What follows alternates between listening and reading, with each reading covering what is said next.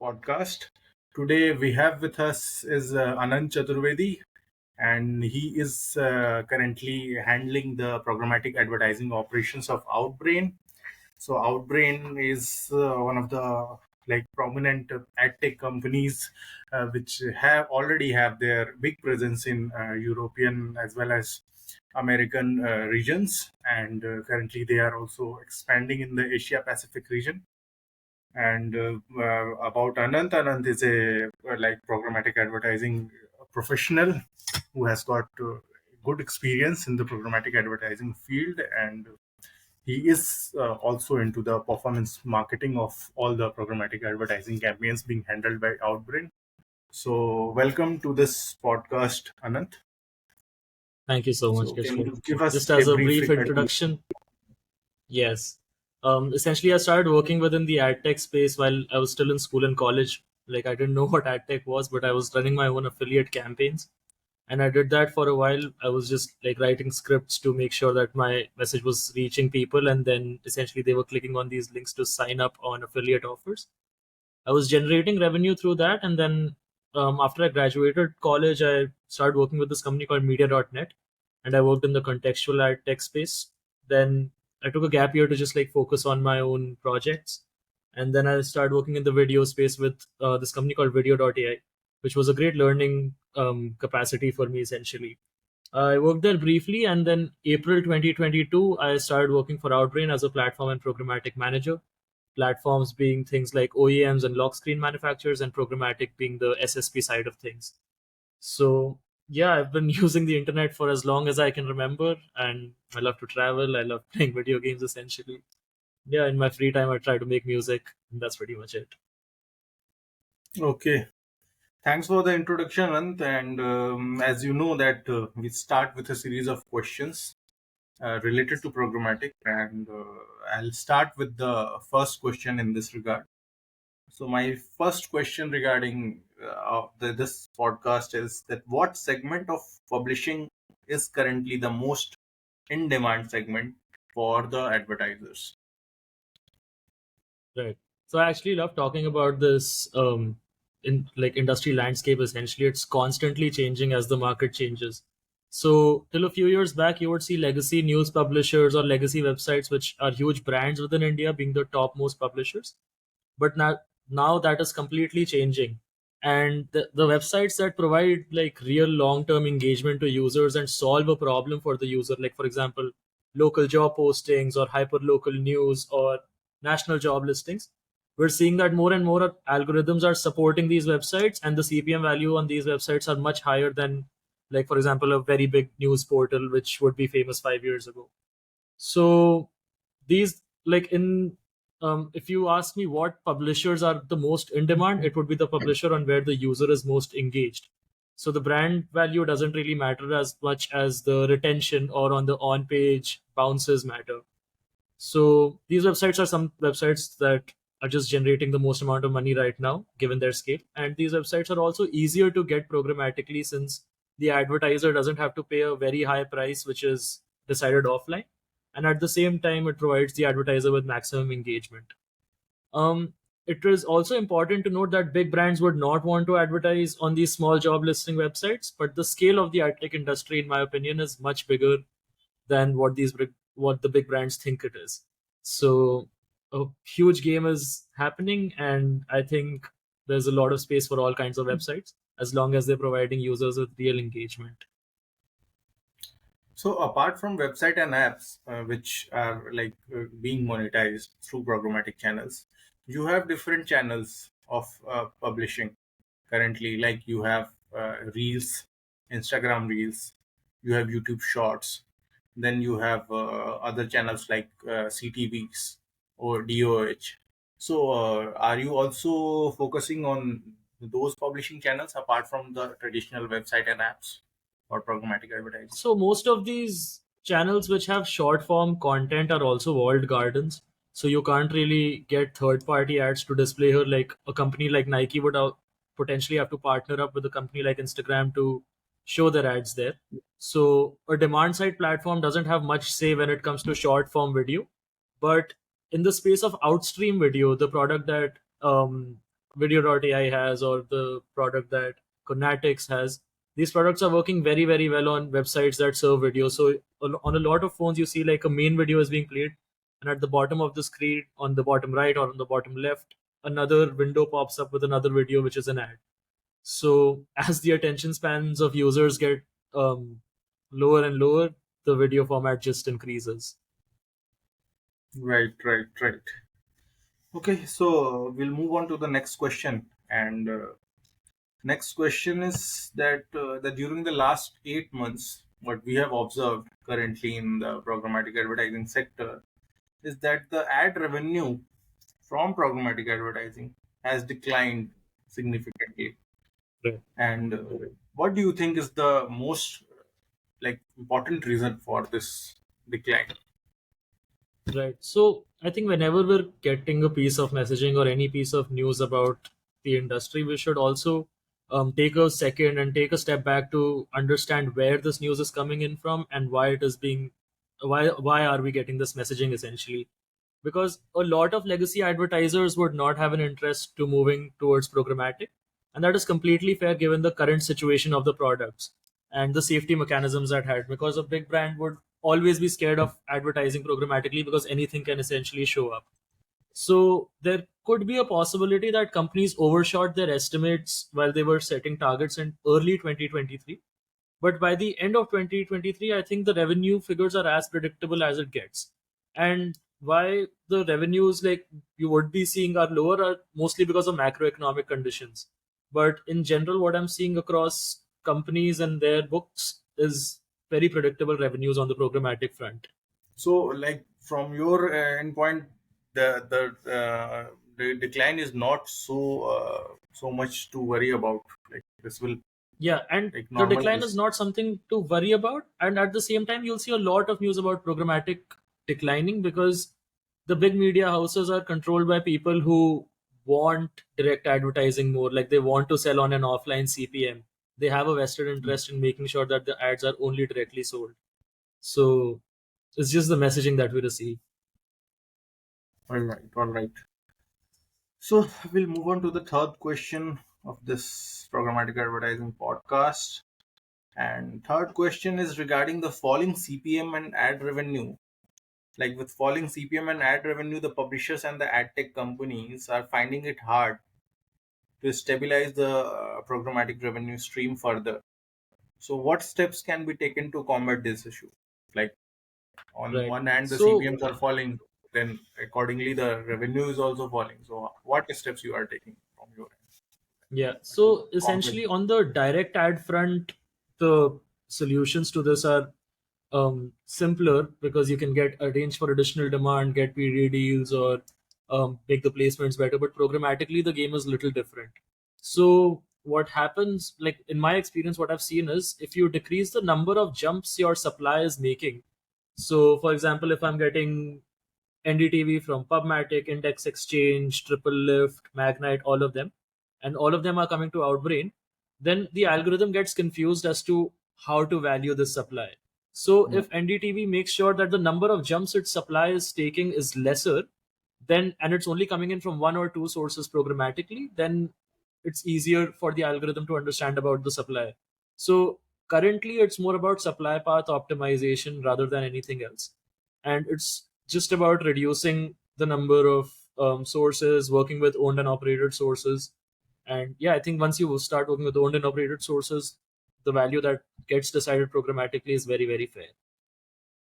So, SPO is one of the major factors which can 100%. turn the tables for any ad tech company for increasing the revenue. Yeah, and correct, correct. So we don't see a lot of Indian programmatic ad stacks, and when we're working with a foreign programmatic ad stack, we also have to realize that when we're sending them billions and billions of requests because we're such a large population, all of these requests on the server side are being incurred on a cent or a dollar or like a penny, and those costs just become a lot for a company to handle because of just the exchange rate.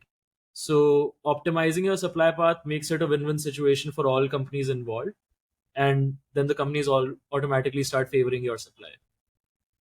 Yeah, that's like regarding SPOs. What I have also seen and observed that the revenue which we earn through Facebook is highest in terms of also the CPM which we get on the impressions Right. via Facebook. So I talked with some ad tech companies which are also currently partners of IRCTC. So they said that it is because of the SPOs. They have very strong SPOs in place, and actually they are the largest advertisers. So they have a pool. So they Correct. make sure that they get good CPMs as well as good revenue on short Yeah. number of impressions. So that is And like for a company like Facebook, it's also easier to leverage advertiser sites, and they can constantly talk to their advertisers about how they want their ads showing up on a particular supply source. So I think walled gardens function super differently than the open market. And within the open internet is like the space is completely different. So what is happening on like Facebook or Instagram is completely different than what is happening from Times of India. So comparing the two are like comparing apples and oranges. I mean, of course, you can get better audience on Facebook, you can get better audience on Instagram, but right. I don't think that's the point of a democratized internet space. And what I was hearing, like I was going through some news that where I heard that the Taboola and Outbrain both are shifting towards the direct advertising channels from programmatic. So is it true? Like this is happening?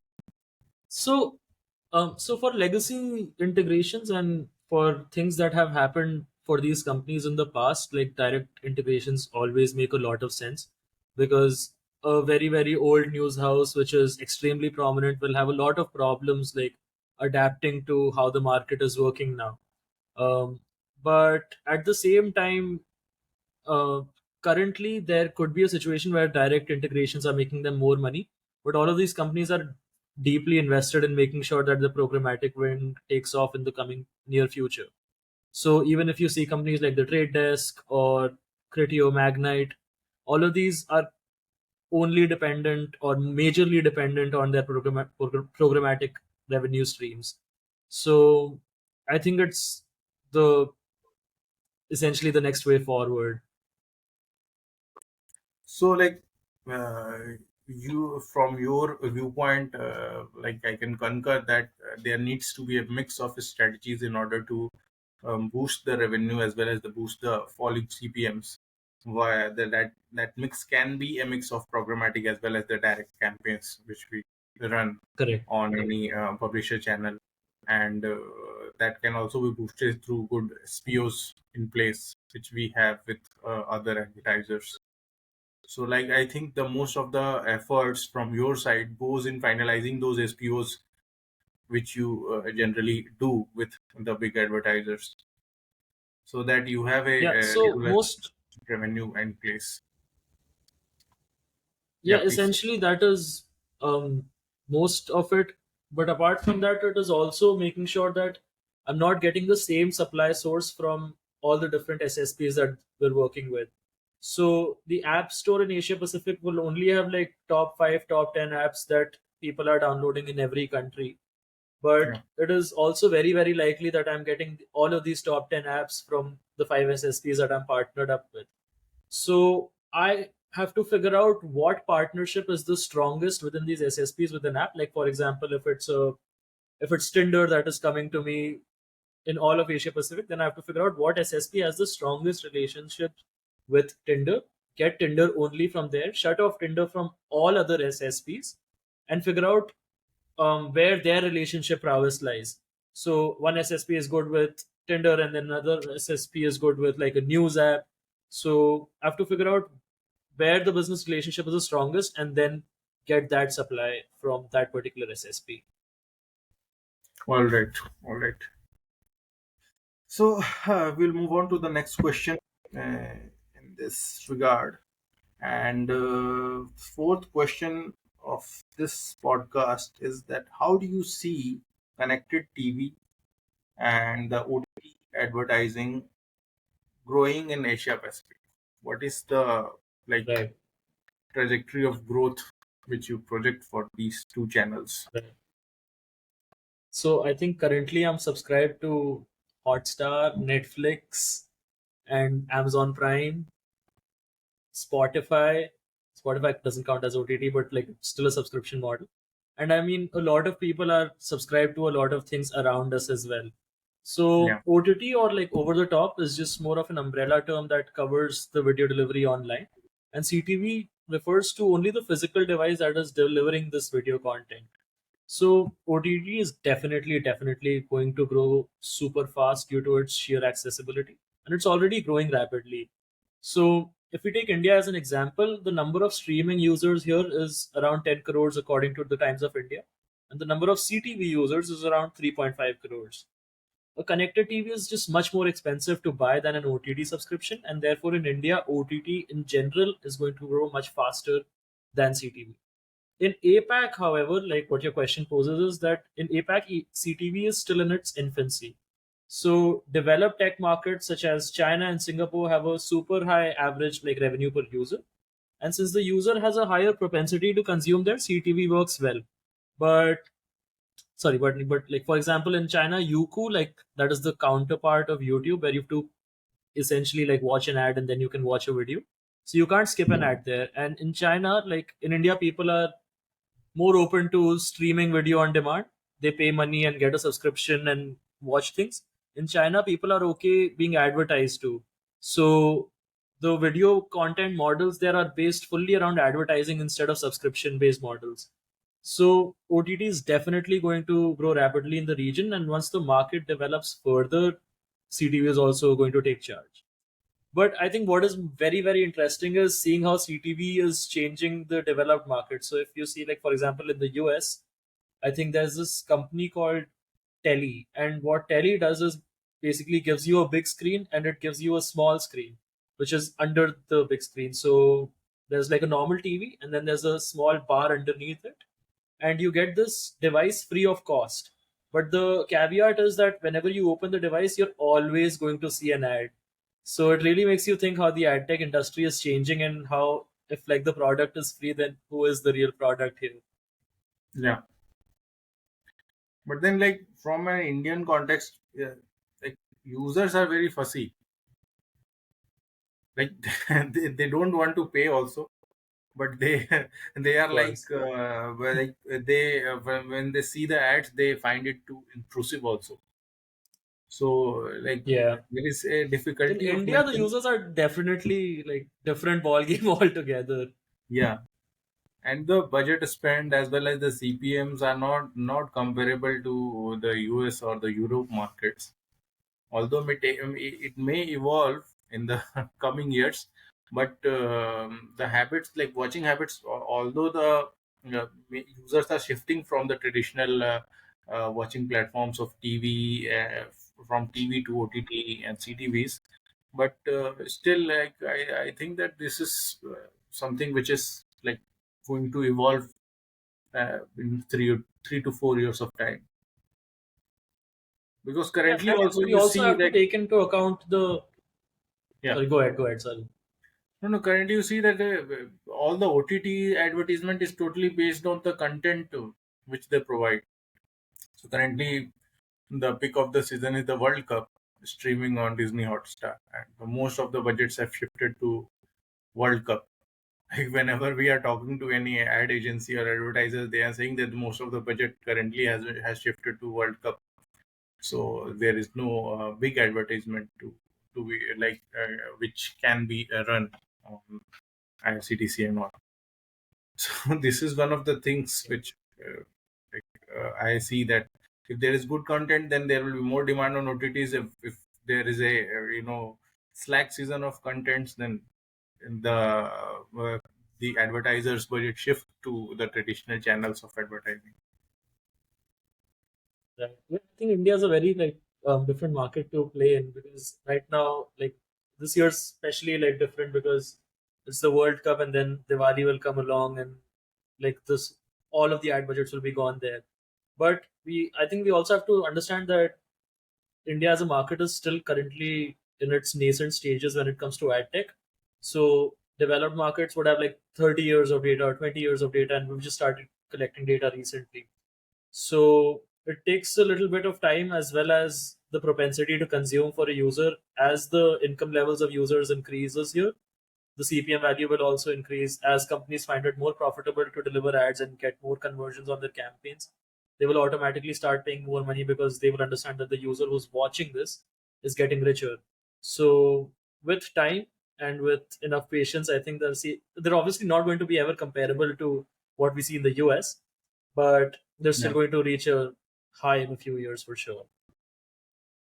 The density of population is a plus point in India. Like you have a lot of option in 100%. terms of the audience segments.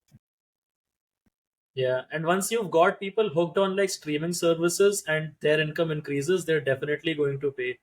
There's this Yes. app that I manage called Bigo Live, and Bigo Live is made by this South Korean publisher, and it's very interesting. Like Bigo Live has random people just streaming their lives from Korea or China or Hong Kong, and people in Indian villages are fully gone. Like they're fully consuming this content on a daily basis, and a lot of times they're also donating like gifts and stuff just like through Google Pay because UPI are so efficient now.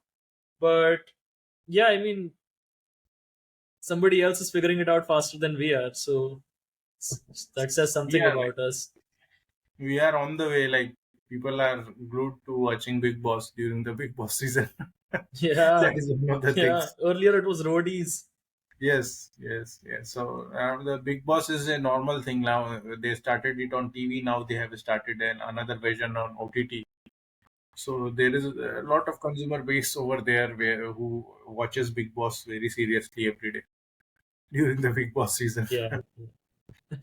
So No, we'll it's move on very to the viral now. These people go so viral through yes, Big Boss. yes, and ultimately, like from an advertising point of view, content is the king. So if your content is getting consumed, so you are also happy as well as the publisher is also happy. Whoever is like creating the content. So we'll move on to the next question, and I'll ask you regarding the native ads versus the video ads. So, what do you think? Which type of ad is like growing fast in the advertising industry? Like native ads are more in So I demand or think video ads? native ads, no, 100% video ads, and video ads are going to be the most in demand in the coming future.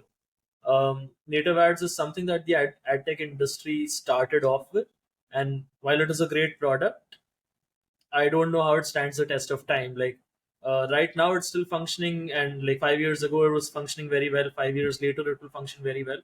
But I don't know how it stands the test of time because user attention spans are getting lower and lower by the day. So users don't have patience to scroll to the bottom of the page where the native unit exists. So unless they are seeing a video which is glued to their screens while they're scrolling an article, Yeah, there is no chance that an ad which is stuck to the bottom of the page stands ground against a video ad. So the video model is even like further solidified with things like Reels and TikTok, and mass adoption of this is fully inevitable in the market. yeah, right. Ultimately, I think engagement is the most important factor, which you already mentioned. 100%. If you don't have engagement on the ads, then I don't think that will provide any kind of conversion also. Yeah, yeah, So, yeah. And yeah, more we'll than move on. engagement, it's also about the user like wanting to get information in a more easier way. Yeah, So the user also doesn't have an attention span to read through an article, which is like, who could have predicted that? right. No, it is very difficult to create such contents which are engaging. Like from a publisher point of view, well, I have also started one website, but like I am still like trying to find out that what kind of content will be the most engaging content and what will drive the organic traffic. Like whatever traffic is driven, it is driven through my LinkedIn follower list, and that is a direct traffic. But apart from that, I don't think the organic traffic is getting driven. So unless and until I do some paid I campaign. don't. So No, it's actually very interesting because earlier it was easy for people to like rank their website or basically publish content, and then people were actively Googling things. But I don't think in the last 2 or 3 years, like ever, like post the pandemic, people like Google things on Instagram or they search things on TikTok or like Reddit. right, right. And this is actually making it very, very tough for publishers to gain new users. So unless somebody's actually building community in real life around a website, like it's very tough to gain new users because most younger kids are now just searching for that thing on Instagram or on TikTok or on Reddit. Or like I don't know who uses Facebook, but like Instagram, TikTok definitely. So if you're if you publish content there and then it drive people to your website, which becomes a bigger funnel. It's yeah, it's tough to get people through just plain rankings.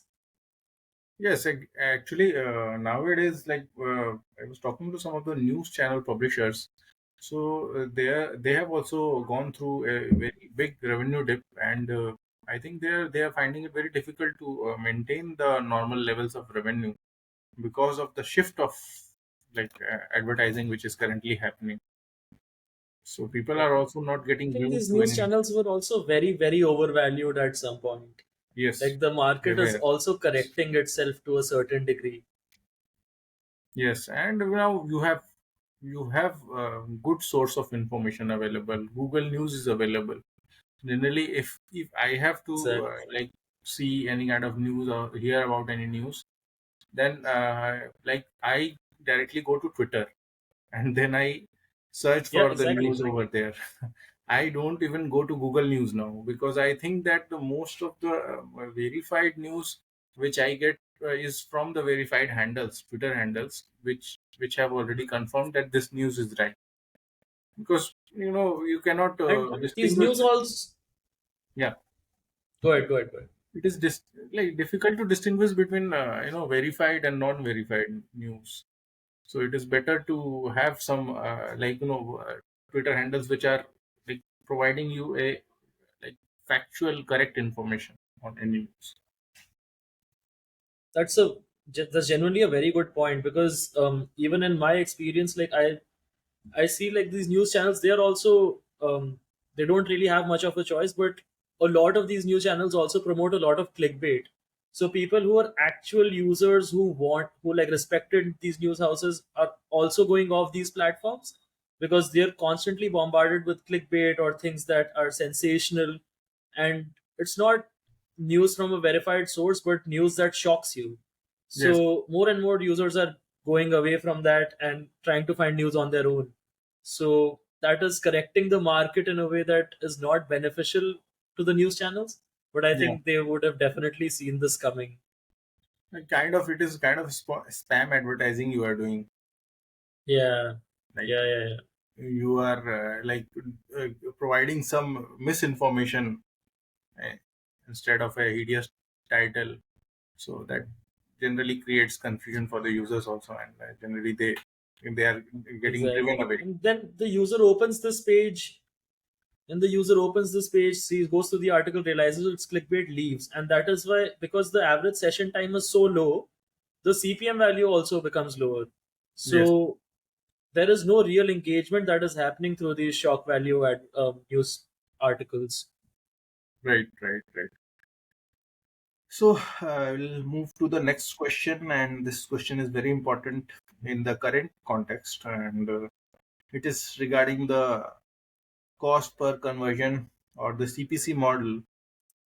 So, do you think that this cost per conversion model will give less revenue as compared to the cost per impression model? So CPC can also be confused with cost per click. So Yes. cost per conversion is just a new thing that has come up in the recent years, and I think it really depends on what the advertiser KPI is and how realistic it is.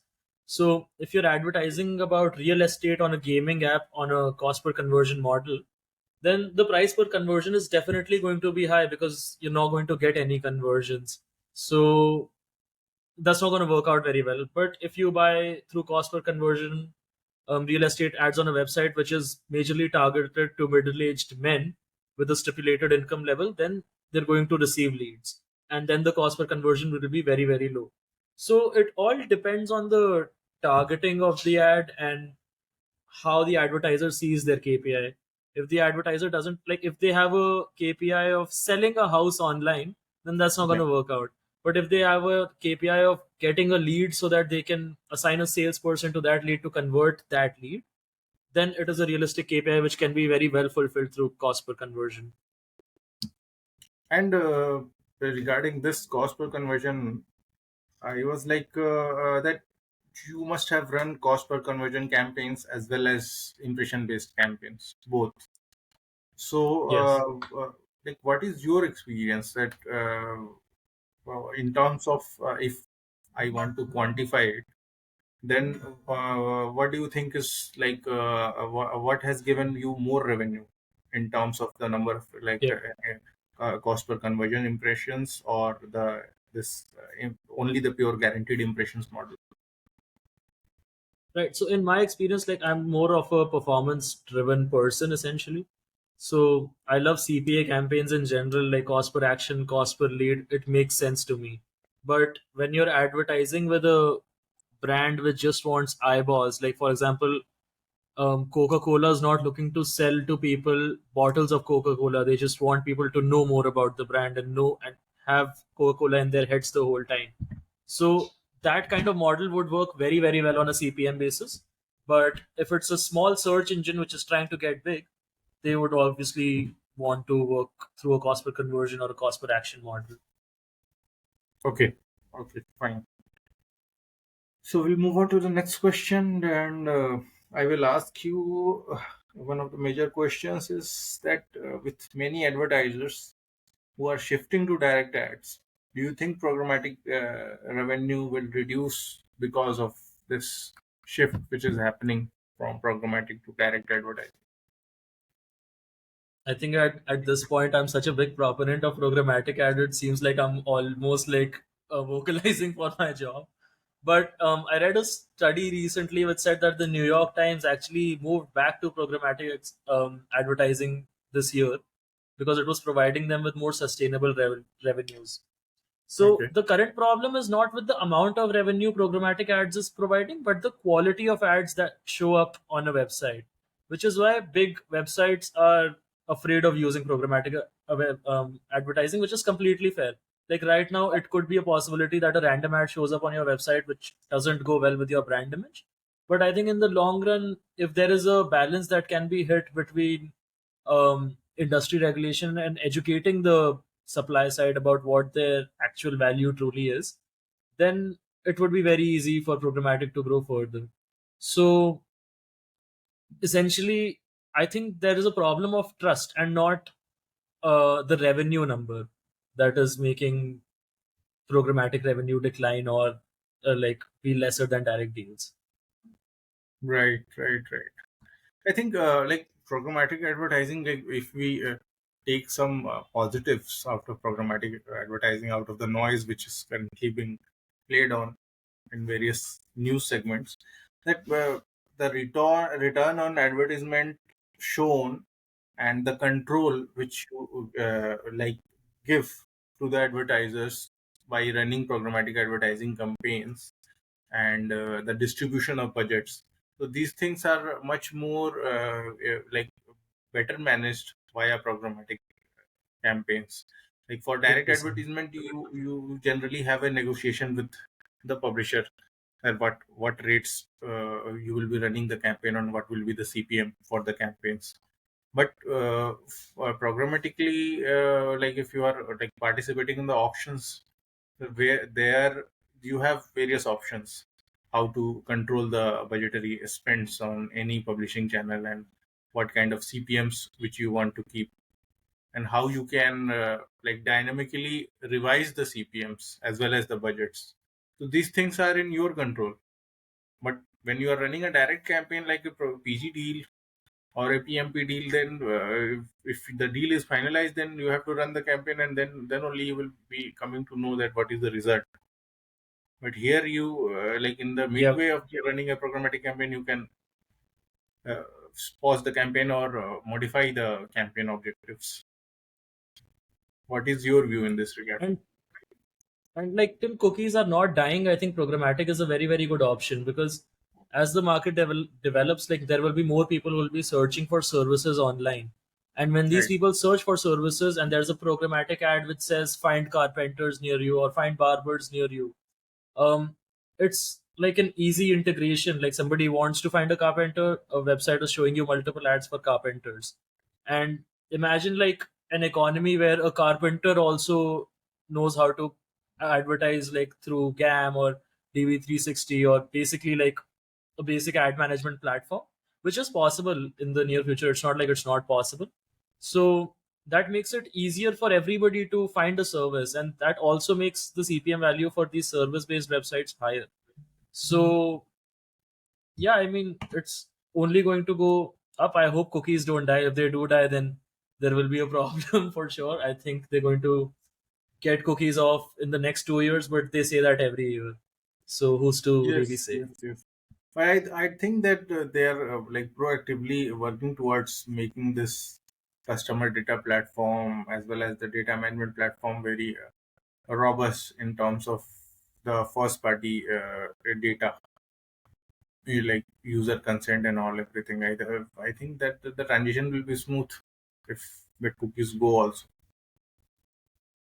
Yeah, I mean, like it's definitely smooth, but right now, all SSPs are communicating with each other through cookies, and basically that is how they understand what a user is like, what they don't like, what they're most likely to click upon. And Right, once cookie, like people will find a way, obviously, but there will be a small glitch in the system for a little bit for sure. right, right, right. Like most of the app campaigns are also running through the tracking of the GIDs and all. So Correct. like this disruption will be the, I think, the biggest disruption. But still, let's see when this happens. Then only we'll be coming to know how this is directly affecting the advertising market. So we'll move 100%. on. I mean, Yeah, go ahead, go ahead. yeah, please. Yes, I like that is just what I was saying, that direct ads are here definitely to stay, but programmatic is definitely making its space within the market, and more Right, publishers are getting more accepting of it. If you see like search marketers, then you'll see a lot of search marketers basically basing their whole business models on the programmatic wing. So if it's making money for people, then it's definitely somehow working. right. So my next question to you will be that do you think the jobs in programmatic advertising are sustainable in long run in the era of artificial intelligence? Yeah, yeah. Firstly, I don't think I'm in a position to comment on that. I just hope my job is sustainable and I don't lose it.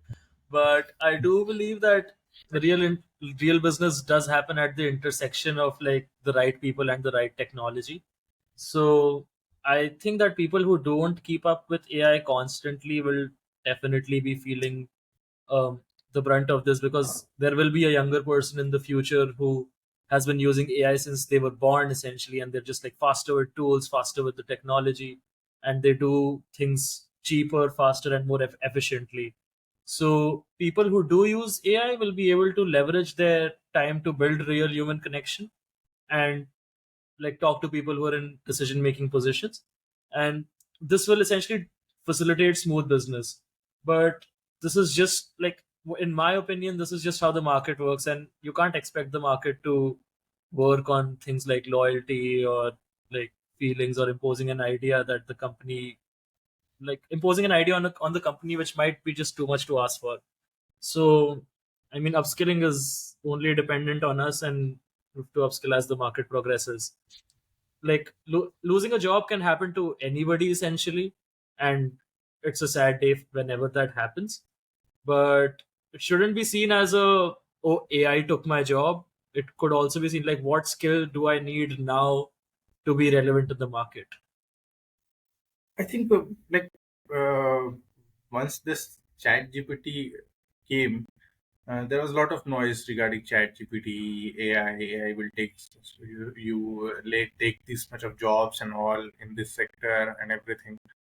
but I don't think it has affected the industry a lot. Although the US industry is already going through recession, and there have been layoffs in major companies like Google, Facebook also. But that is, I think, mostly because of the macroeconomic conditions which are currently prevailing globally, not because of the AI and all. Because as far as work is concerned, when you are working on Excel, I don't think that people are generally employing too much of AI if you're using Excel or advanced Excel for your day to day work. So this has not been too much of a revolution in terms of the day to day work which we currently the people like us are doing. So that has not affected us a lot. Maybe in the future there is something which is very much disruptionary in nature, which generally affects our day to day working. Then we will see. But as of now, I think it was a lot of noise, but substance was less. Like there are tools. Right. I think it is. Yeah, it Yeah. is also a lot of noise because of ChatGPT, but I think there is much more happening in this AI space than ChatGPT. So ChatGPT is something that people like us who are like from non-coding backgrounds are more aware about. But the kind of progress that is being made within the AI industry is phenomenal. So in my opinion, it's like how Google was invented, or like how when humans discovered fire. We're at that point in history right now, and the disruption is going to be immense for sure. So, for example, now in the future, there could be a platform in which you write a query, like for example, how do I tie a tie, or how do I fix a door in my house, and it gives you an AI generated video of how to do that, so people don't even have to use YouTube or don't have to use Google for this. And maybe that is how publishing also shifts. But all of these things, not affecting us in the short term, but definitely in the long term, it has its implications. Yes. Okay. My 10th question to you will be regarding the display advertising significance. Do you think display advertising is losing its importance against the more prevalent form of ads like video ads? Yes, but currently I don't think display is losing its relevance. However, in the future, it will definitely um, be less relevant than it is today. So in the future, I do feel like there will be ads floating around generative search engines and like Google searches and all of that.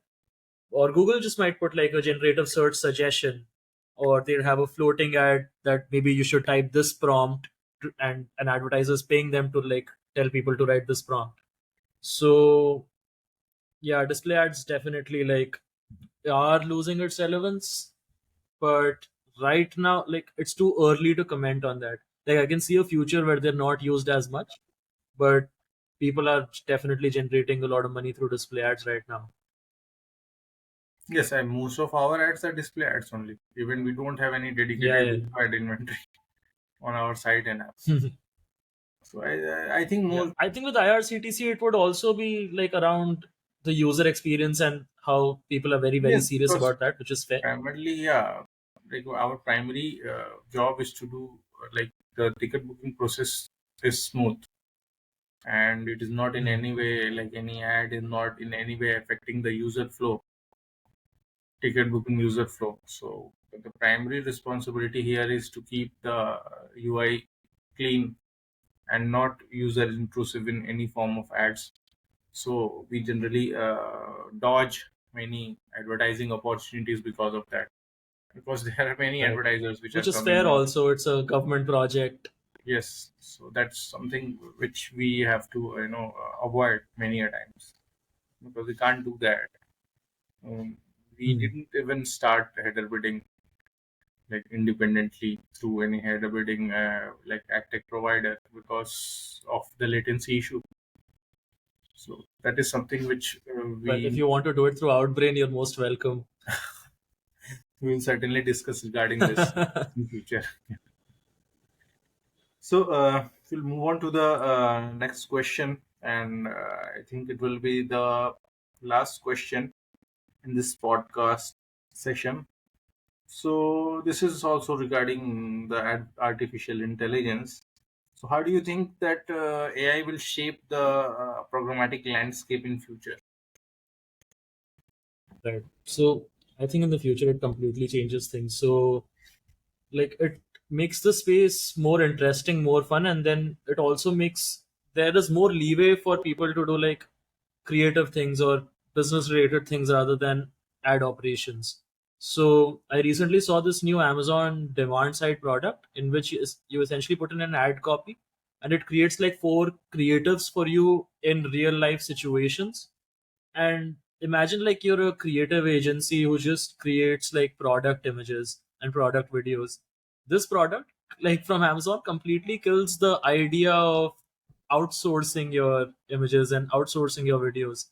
So AI is definitely disrupting the programmatic ad tech space. And I mean, companies now will have to pivot their strategies, will have to pivot their sprints essentially to make sure that they are with the game. Right, right. So I think we are done with today's programmatic podcast session. And thank you, Anand, for giving your valuable time for this podcast and sharing your insights regarding the programmatic advertising market currently. And I hope to have such conversations again in future with you. So with another set of questions and another set of insights from your side. So like For it sure. was, Thank you so much for having me on this podcast, Kishli. I really appreciate it. I enjoyed talking to you. No, and honestly, I enjoyed answering these questions. yes, it was like great to talk with you and talk with other like ad tech companies who are doing very different kind of things in the programmatic advertising segment. So I will request you to be online for I think 2 or 3 minutes. Till then time, Yep. your local recording will be completed. So I will be stopping Sure, this sure. recording now. Okay, 1 minute. All right.